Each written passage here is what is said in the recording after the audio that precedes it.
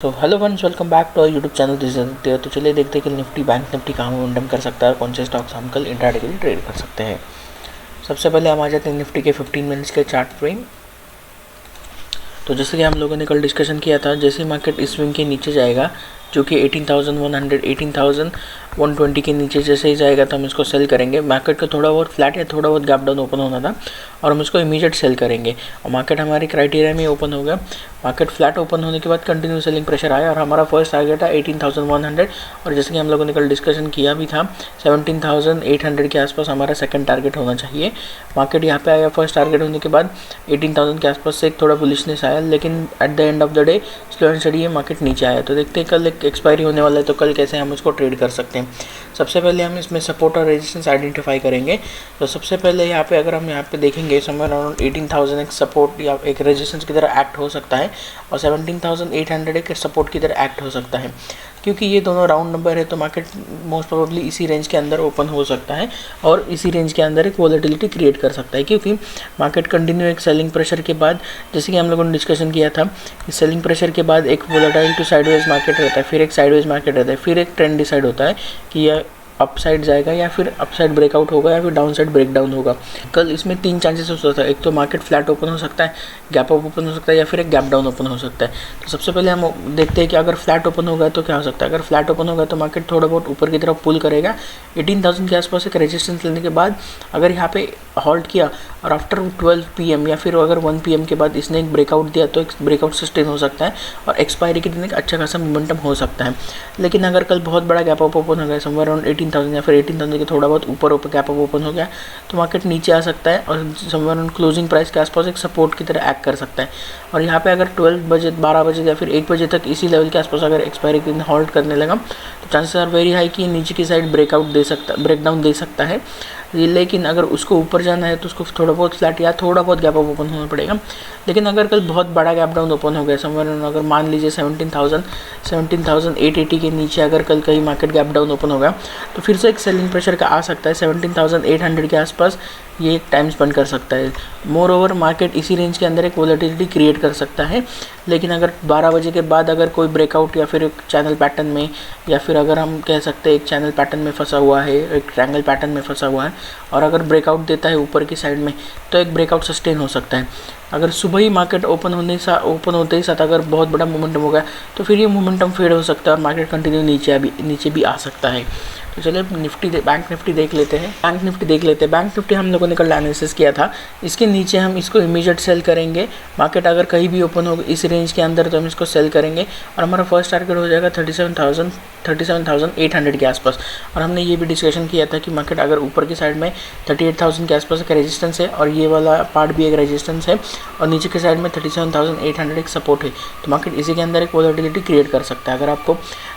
अगर आपको एनालिसिस नहीं याद आ रहा तो मैं यहाँ पे ऊपर आपको आई बटन में लिंक दे दूंगा, आप यहाँ पे जाके चेक कर सकते हो। तो चलिए अभी आप कल के लिए कैसे ट्रेड करेंगे है ये हम जान लेते हैं।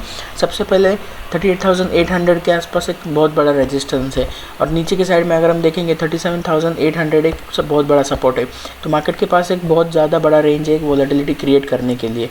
तो जैसे अगर मार्केट इस रेंज में अगर कहीं ना कहीं फ्लैट ओपन हो गया, आज इसने क्लोजिंग तो अबाउ 38,000 दे दी है, अगर इसने कहीं ना कहीं इसके ऊपर क्लोजिंग दे दिया तो अगर हम यहाँ पे देख सकते हैं ट्रेंड लाइन ब्रेकआउट भी हो गया है और एक अच्छा खासा ऊपर की तरफ मोमेंटम हो सकता है। लेकिन ये मोमेंटम मैं एक्सपेक्ट कर रहा हूँ कि 12 बजे के बाद ऊपर की तरफ मोमेंटम हो गया तो एक मोमेंटम सस्टेन हो सकता है। मार्केट इस लेवल पे आसपास फिर से जा सकता है इसको रिटेस्ट करने के लिए। नीचे की साइड में एक अच्छे खासा सपोर्ट है क्योंकि अगर हम देखेंगे समवेयर अराउंड इसी लेवल के आसपास से एक अच्छा खासा बाइंग मोमेंटम हुआ था। यहाँ पे अगर हम देखेंगे यहाँ पे टाइम स्पेंड करने के बाद ये मोमेंटम ऊपर की तरह शिफ्ट होने लगा था और अभी मार्केट सेकेंड टाइम यहाँ पे आ रहा है तो ये एक सपोर्ट की तरह एक्ट कर सकता है। तो अगर प्लान ऑफ एक्शन हमारा वही रहेगा कि अगर कल मार्केट थोड़ा बहुत फ्लैट या थोड़ा बहुत गैप अप खुल गया तो हम इसमें बाइंग करेंगे। मैक्सिमम हमारा 60 से लेके 70 रुपीज़ का हमारा इसमें एसएल रहेगा और 1:2 हमारा इसमें टारगेट रहेगा। ऊपर की साइड में टारगेट 38,500 को रख रहे हैं हम और नीचे की साइड में हम 37,800 के आसपास टारगेट रख रहे हैं। 38,000 एक राउंड नंबर है, एक इंपॉर्टेंट लेवल है, लेकिन मार्केट इसी के आसपास रेंज बना रहा है तो हमारे लिए एक ज़्यादा बड़ा रेंज होगा इंट्राडे के लिए, कल एक्सपायरी के दिन ट्रेड करने के लिए। पहला स्टॉक है एक्सिस बैंक। एक्सिस बैंक में अगर हम देखेंगे ये समवेयर ये एक सपोर्ट की तरह एक्ट कर रहा था प्रीवियस टाइम पे। जब मार्केट यहाँ पे फर्स्ट टाइम गया ये एक रेजिस्टेंस की तरह एक्ट करने के बाद नीचे आया, नीचे होल्ड किया, होल्ड करने के बाद इसने एक अच्छा खासा ब्रेकआउट दिया, ब्रेकआउट देने के बाद उसी लेवल के आसपास यहाँ भी होल्ड कर रहा है और इसने आज यहाँ पे ग्रीन कैंडल भी बनाई है। और अगर हम यहाँ पे देखेंगे 730 के ऊपर जैसे ही अगर कल ये फ्लैट खुल के क्रॉस कर रहा है तो हम इसमें बाय करेंगे। मैक्सिमम हमारा 3 से लेकर 4 रुपये का हमारा इसमें स्टॉप लॉस रहेगा और 1:2 हमारा इसमें इस ट्रेड में हमारा टारगेट रहेगा। अगर कल बैंक निफ्टी थोड़ा बहुत पॉजिटिव ओपन होकर ऊपर जाने लगा तो एक्सिस बैंक भी उसको सपोर्ट करेगा, क्योंकि एक्सिस बैंक निफ्टी का ही एक हाई वेटेज स्टॉक है। ओके, कैडिलैक में अगर हम देखेंगे तो कंटिन्यू यहाँ पे सेलिंग प्रेशर के बाद एक अच्छा खासा एक बुलिश कैंडल आज दिखा है, 400 के लेवल के आसपास ही है। लेकिन अगर हम यहाँ पे देखेंगे प्रीवियस टाइम में अगर हम देखेंगे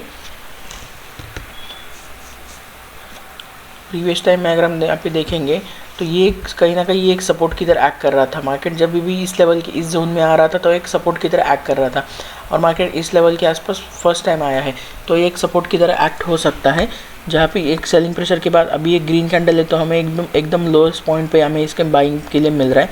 अगर कल 424 कल इंट्राडे में फ्लैट खुल के क्रॉस कर रहा है तो हम इसमें बाइंग करेंगे।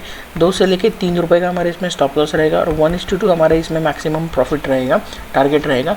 मार्केट कहीं ना कहीं इतना पुल बैक तो इस रैली का अगर 30-40% भी अगर ऊपर की तरफ पुल बैक दिया तो हमें अच्छा खासा ट्रेड इंट्राडे के अंदर मिल सकता है। तो चलिए अगला स्टॉक देख लेते हैं।